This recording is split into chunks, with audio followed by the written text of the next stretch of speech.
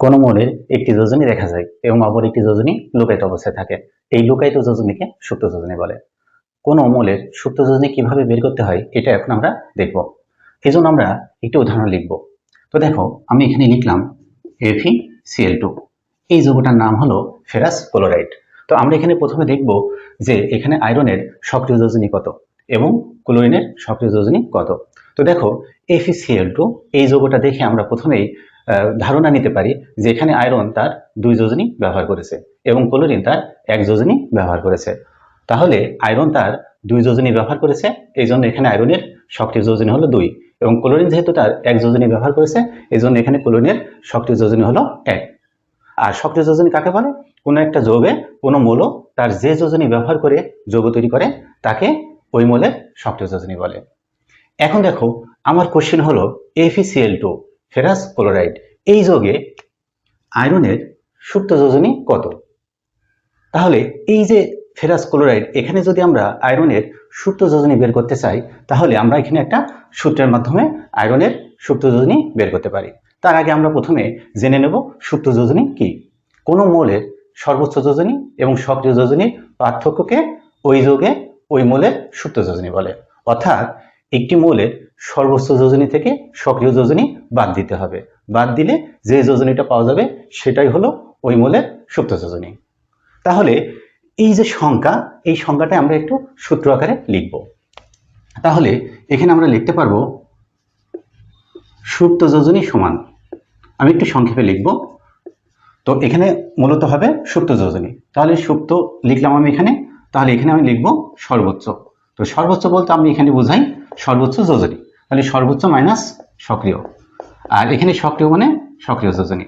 তাহলে তোমাকে এখানে একটা বিষয় মাথায় রাখতে হবে, সূত্রটা হলো সুপ্ত যোজনী সমান সর্বোচ্চ যোজনী মাইনাস সক্রিয় যোজনী। অর্থাৎ কোনো মৌলের সুপ্ত যোজনী বের করতে হলে তার সর্বোচ্চ যোজনী থেকে সক্রিয় যোজনী বাদ দিতে হবে, বাদ দিলে যে যোজনীটা পাওয়া যাবে সেটাই হলো ওই মৌলের সুপ্ত যোজনী। এখন দেখো FeCl2 ফেরাস ক্লোরাইড, তো এখানে বলা হলো যে আয়রনের সুপ্ত যোজনী কত। তাহলে আমি এই সূত্রের সাহায্যে খুব সহজেই আয়রনের সুপ্ত যোজনী বের করতে পারবো। তো দেখো, আয়রনের মোট 2টা যোজনী আছে, একটি হলো 2 এবং অপরটি হলো 3। তার মানে আয়রনের সর্বোচ্চ যোজনী হলো 3, আর এখানে ব্যবহার হয়েছে কত? 2। তাহলে তার সক্রিয় যোজনী কত? 2। তাহলে আমরা সূত্র অনুসারে আয়রনের সর্বোচ্চ যোজনী 3 এখানে লিখব, তারপরে মাইনাস এবং সক্রিয় যোজনী। তো এখানে আয়রনের সক্রিয় যোজনী কত? 2। তাহলে 3 থেকে 2 বাদ দিলে কত হবে? 1। তাহলে এই যৌগে আয়রনের সুপ্ত যোজনী হলো 1। তাহলে এইভাবে কিন্তু আমরা কোনো যৌগে কোনো মৌলের সুপ্ত যোজনী বের করতে পারি।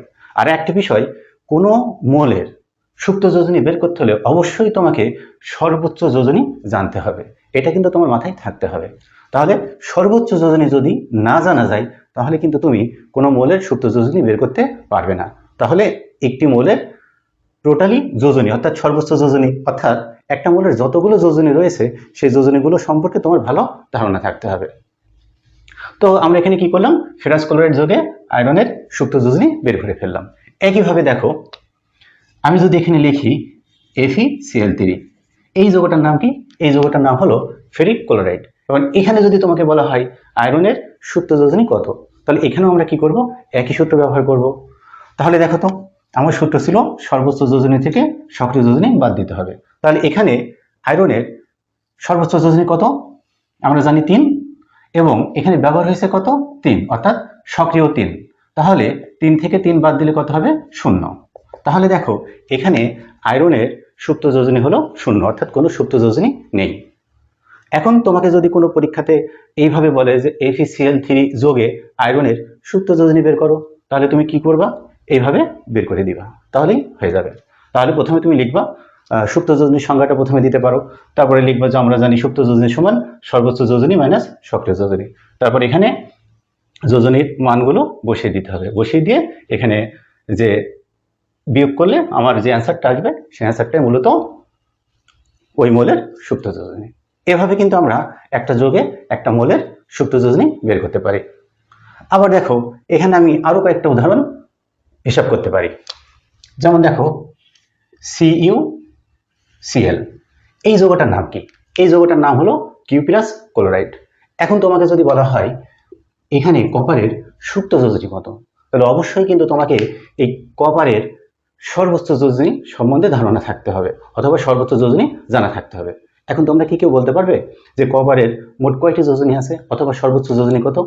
এটা কিন্তু অবশ্যই তোমার জানা থাকতে হবে। তো দেখো, আমরা জানি কপারের যোজনী হলো 1 এবং 2। তাহলে কপারের যোজনী যদি 1 এবং 2 হয়, তাহলে তার সর্বোচ্চ যোজনী কত? তার সর্বোচ্চ যোজনী হলো 2। তাহলে এখন আমরা কি করব? সর্বোচ্চ যোজনী মাইনাস সক্রিয় যোজনী। তাহলে এখানে কপারের যোজনী কত ব্যবহার হয়েছে? এখানে কপারের যোজনী 1 ব্যবহার হয়েছে। তাহলে আমরা কি করব? সক্রিয় যোজনী 1 লিখব। তাহলে 2 থেকে 1 বিয়োগ করব। তাহলে বিয়োগ করলে কত হবে? 1। তাহলে এই যে CuCl যে যৌগটা, অর্থাৎ কিউপ্রাস ক্লোরাইড, এই যোগে কপারের সুপ্ত যোজনী হলো 1। একইভাবে দেখো, আমি যদি লিখতাম CuCl2, এই যৌগটার নাম কি? এই যৌগটার নাম কিন্তু কিউপ্রিক ক্লোরাইড। এটা কিন্তু একটা মাথায় থাকতে হবে তোমাদের।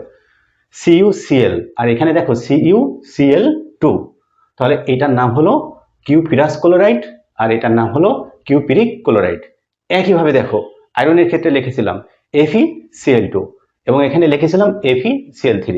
এই যৌগটার নাম হলো ফেরাস ক্লোরাইড আর এই যৌগটার নাম হলো ফেরিক ক্লোরাইড। তো এই বিষয়টা আসলে তোমরা জানো যে ধাতুর ক্ষেত্রে যখন সর্বনিম্ন যোজনীটা ব্যবহার হয় তখন আস যোগে নামকরণ করতে হয়, আর যখন সর্বোচ্চ যোজনী ব্যবহার হয় তখন ইক যোগে নামকরণ করতে হয়। তাহলে যেহেতু এখানে আয়রন দুইটা যোজনী আছে, একটা 2 এবং 3, আর এখানে সর্বনিম্ন যোজনী কত? 2। তাহলে দেখো এখানে 2 ব্যবহার হয়েছে, এই জন্য আস যোগে নামকরণ হয়েছে। এই জন্য এই যৌগটার নাম হলো ফেরাস, অর্থাৎ ফেরাস ক্লোরাইড।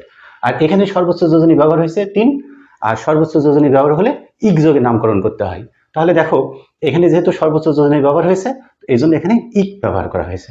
এই জন্য এটার নাম হলো ফেরিক ক্লোরাইড। তো আশা করি এটা বুঝেছো। ঠিক একইভাবে দেখো এখানে কপারের যোজনী দুইটা, একটা হলো 1 এবং অপরটা হলো 2। তাহলে প্রথম ক্ষেত্রে সর্বনিম্ন যোজনী ব্যবহার হয়েছে, তাহলে আস যোগে নামকরণ করতে হবে। এই জন্য এটার নাম হলো কিউপিরাস, অর্থাৎ কিউপিরাস ক্লোরাইড। আর এখানে তার সর্বোচ্চ যোজনী ব্যবহার হয়েছে, আর সর্বোচ্চ যোজনী ব্যবহার হলে ইক যোগে নামকরণ করতে হবে। তাহলে যেহেতু এখানে 2 ব্যবহার হয়েছে, এই জন্য ইক, তাহলে এটার নাম হবে কিউপিরিক। তাহলে এটার নাম হলো কিউপিরিক ক্লোরাইড। তো এখানে দেখো আমরা কিউপিরাস ক্লোরাইড এবং কিউপিরিক ক্লোরাইডের ক্ষেত্রে সুপ্ত যোজনী বের করলাম। এখানে আমরা কিউপিরাস ক্লোরাইড বের করলাম, এখানে কি আমরা কিউপিরিক ক্লোরাইড বের করেছি? না, এখনো বের করিনি। তাহলে আমরা এখানে বের করব। তাহলে দেখো এখানে যদি বলা হয় কপারের সুপ্ত যোজনী কত, তাহলে তার সর্বোচ্চ যোজনী কত? 2। সক্রিয় কত? 2। তাহলে এখানে কত হবে? 0, যেটা আমরা এই যে ফেরিক ক্লোরাইডের ক্ষেত্রে বের করেছিলাম। তো আশা করি একটা যৌগে, একটা মৌলের সুপ্ত যোজনী কিভাবে বের করতে হয় এই বিষয়টা তোমরা বুঝতে পেরেছো। তাহলে কি করবা? কোনো একটা যৌগ যখন দেবে এবং ওই যৌগে কোনো একটা মৌলের সুপ্ত যোজনী যখন বের করতে বলবে, তুমি কি করবা? ওই মৌলটার সর্বোচ্চ যোজনী থেকে সক্রিয় যোজনী বাদ দিয়ে দিবা অথবা বিয়োগ করে দিবে। বিয়োগ করে দিলে যে ফলাফলটা হবে বা যে বিয়োগফলটা হবে সেটাই হবে তার সুপ্ত যোজনী। এখন তোমরা আমাকে কমেন্টের মাধ্যমে কয়েকটা যৌগের সুপ্ত যোজনী কত হবে আমাকে জানিয়ে দিও। কোন কোন যৌগের ক্ষেত্রে? যেমন CO, এটার নাম হলো কার্বন মনোঅক্সাইড, এবং আরো একটু লিখবো, সেটা হলো CO2, কার্বন ডাই অক্সাইড। তোমরা আমাকে কমেন্টের মাধ্যমে জানিয়ে দিও CO, কার্বন মনোঅক্সাইড যোগে কার্বনের সুপ্ত যোজনী কত। একইভাবে কার্বন ডাই অক্সাইড যোগে কার্বনের সুপ্ত যোজনী কত।